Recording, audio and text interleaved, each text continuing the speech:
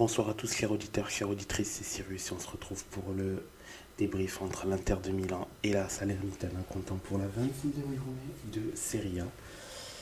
Un match des extrêmes entre le premier et le dernier du classement, la meilleure équipe à domicile, la pire équipe à l'extérieur. On s'attendait à un match plutôt facile du côté de l'Inter, de manière à préparer convenablement le match de huitième de finale de Ligue des Champions, le gros choc des huitièmes de finale contre l'Atlético de Madrid. Et ça n'a pas raté car il y a eu une domination totale de la tête et des épaules de la part de l'Inter de Milan. Il n'y a pas eu de match. Concrètement, il n'y a pas eu de match.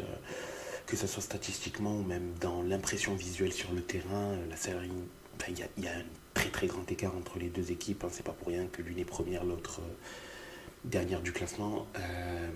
Pour l'illustrer via quelques statistiques, l'Inter c'est 73% de possession de balle, 26 tirs, 10 cadrés, 18 corners, 3 fois quasiment 3 fois plus de passes effectuées, 630 pour 250. Sommer, 0 arrêt, 6 gros arrêts de la part d'Ochoa, un tir de la Salernitana, un tir qui est issu d'un coup franc. C'est pas dans le jeu, c'est un coup franc de Candreva non cadré, sinon pas de tir de tout le match de la part de la Salernitana. Autant dire que ça a été très très long pour les joueurs de la Salernitana, très très long aussi pour l'attaque de la Salernitana, excusez-moi, qui n'a rien eu à se mettre sous la dent, que ce soit Boulaïdja, Candreva. Ils n'ont pas pu s'exprimer malheureusement, ils n'ont pas pu s'exprimer dû à la supériorité dans le jeu de l'Inter, tant collectif, dans la maîtrise collective, dans, dans le fait de également travailler, que ce soit défensivement, offensivement, à la perte de balle, à la récupération. La Salernitana ne pouvait pas respirer tout simplement. Malheureusement pas respirer, et en fait ça a commencé dès le début du match où si Ochoa n'avait pas été très vigilant sur déjà le premier très gros arrêt du match à la deuxième minute de jeu sur une tête de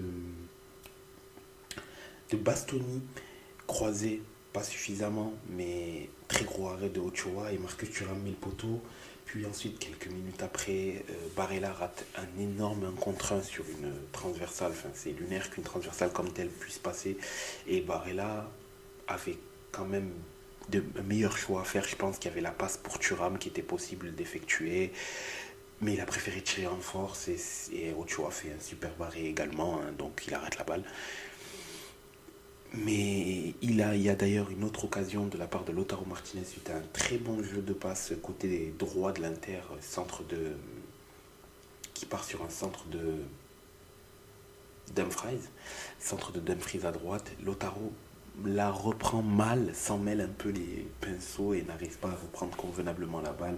Mais le salut est venu quelques minutes plus tard de Marcus Thuram qui inscrit son 10e but de la saison suite à un beau déboulé de Carlos Augusto. D'ailleurs, au passage, auteur de 2 passes décisives sur ce match-là. Donc, beau décalage de Carlos Augusto, but de Marcus Thuram qui marque son 10e but de la saison. 2 minutes plus tard, quasiment après l'engagement en récupération de la part de l'Inter, ça se joue toujours côté gauche. Et donc Carlos Augusto la passe à Lautaro, petit numéro de Lautaro. Jérôme Boateng qui est un peu trop, qui le laisse concrètement en fait faire ce qu'il veut, il n'est pas sur lui, il est trop passif et Lautaro marque son 20e but de la saison. Malheureusement, Jérôme Boateng 5 minutes plus tard va sortir sur blessure. Maîtrise totale de la part de l'Inter, on ne voit pas du tout la Salernitana, de toute manière on ne les a pas vus du match. 3e but de l'Inter un peu avant la mi-temps, à la 40e minute, sur un petit cafouillage dans la surface. Ochoa fait une erreur de main. C'est dommage parce que bon, il n'est pas du tout responsable sur les 2 premiers buts, mais sur le 3e, il fait quand même une erreur de main. Et Dumfries traîné par là et a mis le ballon dans les filets. 3-0 à la mi-temps. Ça ne souffre d'aucune contestation. L'Inter surdomine ce match-là. Et puis voilà, tout simplement. Ensuite, l'Inter fait tourner en seconde mi-temps. Ouvre son banc entre les entrées d'Arnautovic, Klaassen, Alexis Sanchez, Aslani et Buchanan. Le jeune Canadien. Donc l'Inter fait fait tourner. Il y a également une belle tête de Stéphane De Vrij également à la 63e minute. Il y a eu un premier but hors jeu de la part d'Arnautovic, pas beaucoup, hein. Il y a une partie de son bras qui est hors jeu. À la toute fin de match, à la 89-90e minute, il va être récompensé suite à un beau centre de Dumfries. Enfin, un centre qui a été contré par un joueur de la Salernitana. Arnautovic traîné, mais donc le quatrième but à la 90e minute, au début refusé pour un éventuel hors-jeu, sauf que le ballon il a été remis en jeu par un joueur de la Salernitana. Tu ne peux pas siffler hors-jeu sur cela. Donc 4-0 l'Inter, fin de match. De bon augure, hein. Certains joueurs importants se sont reposés. Çalhanoğlu, Mkhitaryan se sont reposés. Pareil pour Lautaro et Marcus Thuram.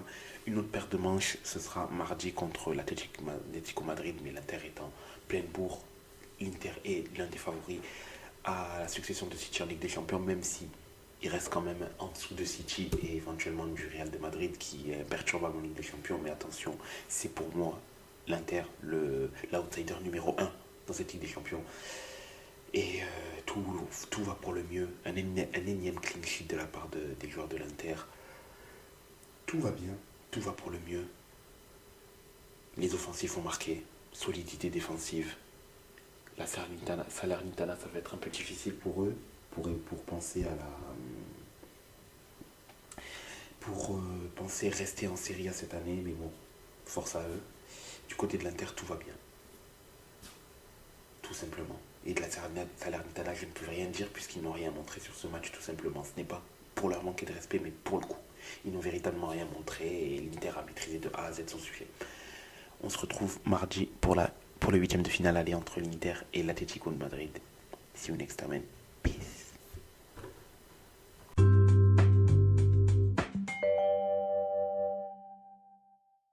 Yo les gars, si vous souhaitez avoir des maillots de qualité livrés rapidement à prix compétitif, n'hésitez pas, foncez chez notre partenaire maxikit.com avec le code La Table Ronde, vous avez 15% de réduction. Alors n'hésitez pas, si vous voulez des maillots de qualité livrés rapidement, foncez chez notre partenaire maxikit.com.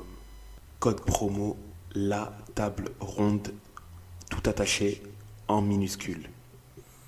Si ça ne fonctionne pas, essayez bien en majuscule également. See you next time and peace.